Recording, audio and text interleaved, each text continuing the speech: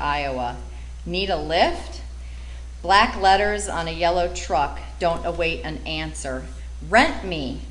But I already have, so when it asks again, I watch the rearview mirror, the leaves of my trusty philodendron swaying in the back seat, saying goodbye to the crazy mountains as they slide back and forth across the mirrored landscape, making me seasick, homesick, for a place where mountains are postcards and whole stands of cottonwoods wave hello.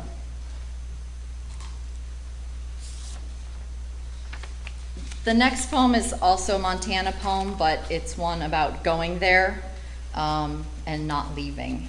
I mean, the poem is about the trip there, not that I didn't leave, obviously. It's called 3 Days from Anywhere. 3 days of driving, and I inspect the dust the sunflower seeds leave on my fingertips. I check my posture and try to peer over the horizon, a dressing room door. 3 days, and I've already learned about the thorax and the faded newsprint of the paper wasp hive. We're not catching grasshoppers tonight.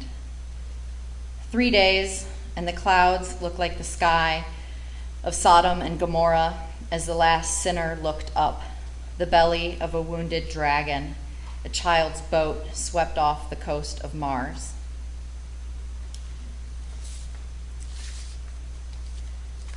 A couple years ago, we made an unfortunate discovery at our house, and that was that we had about 40 bats living underneath the house, which wasn't so bad for keeping the mosquitoes down, but they were making quite a bit of mess on the deck, and it was very unpleasant.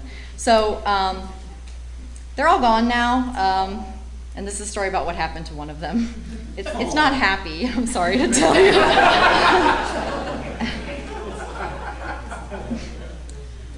The bat.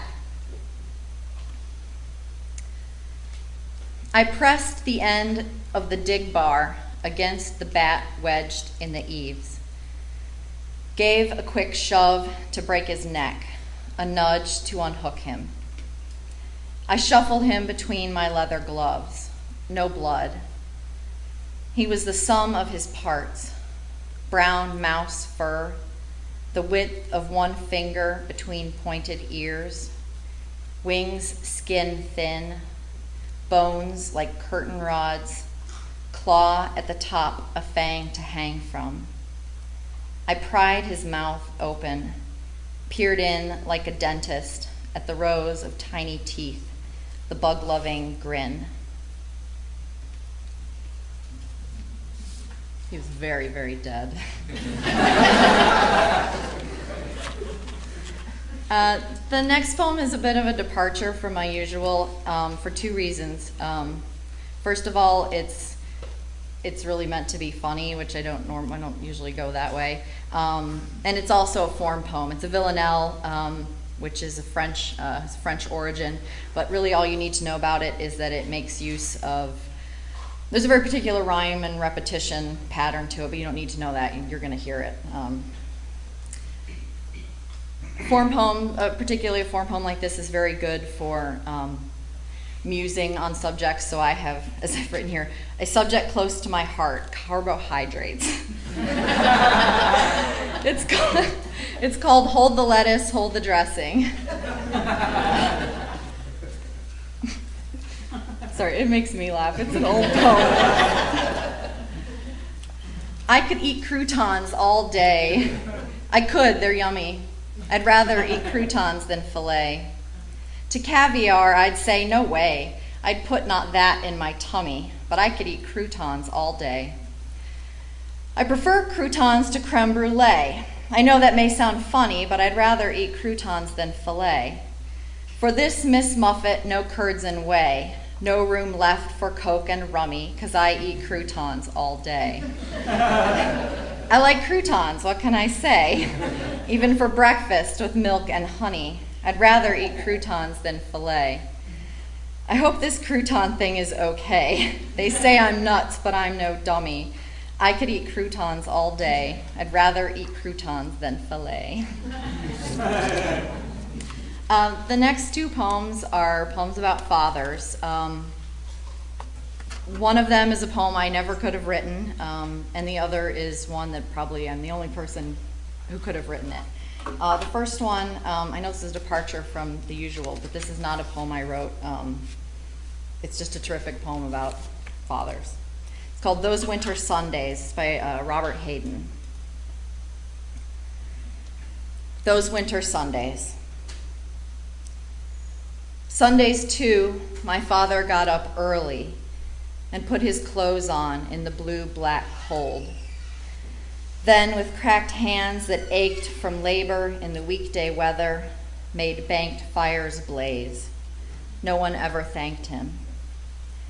I'd wake and hear the cold splintering, breaking.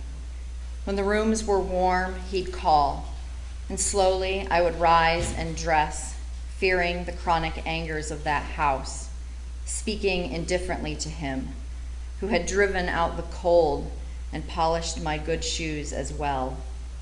What did I know? What did I know of love's austere and lonely offices?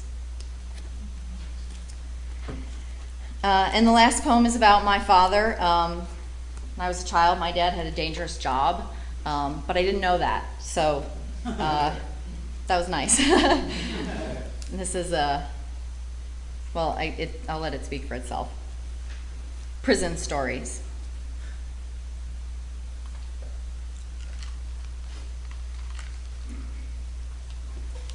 My dad spent his days in prison. He tied his ties, and my mom cut them at the nape of the neck, velcroed the ends together.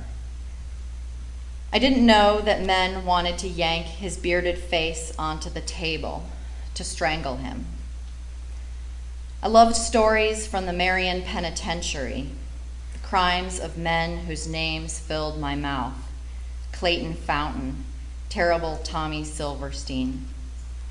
How I thrilled to hate the man who sold our secrets to the Russians, whose son stabbed him in the heart when he opened his arms, who was blue when my dad carried him out.